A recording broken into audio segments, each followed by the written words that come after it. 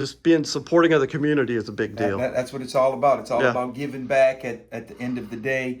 You know, as Dennis once told me, he said, when you're in front of God, he's not going to ask how many mattresses you sold or how many aluminum cans he How bought. many $2 bills I gave That's away. right. You wanna know how many of my little babies did you save? That's exactly You know, right. how many of my children And that's did you who we help? actually have to answer to at the end of all this, which, by the way, I haven't mentioned this, but I personally almost lost my life on February 13th here on a job-related accident.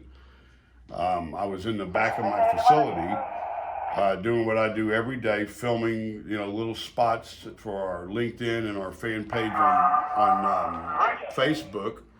And I asked one of my guys to cut a piece of steel. And my foreman and I are standing back about 15 foot. And in the process, actually, I have to apologize because I'm very serious about safety, wearing hard hats and boots and gloves and Glasses. ear protection, glass, you name it. And here I am in the yard after 53 years in the business, 40 years from C&D. And as he cut the metal, I got a projectile sent to my head. And that projectile is sitting here on the floor. This projectile right here weighs, that's 72 pounds of cast iron.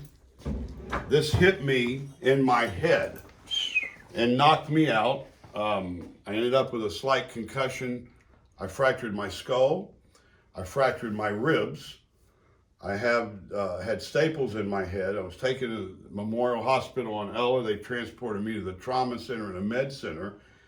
To be honest with you, this piece of metal still has my hair attached to it. Mm-hmm. And basically what happened is when it shot towards me 15 or 20 foot away, it brushed my head and it hit me right here.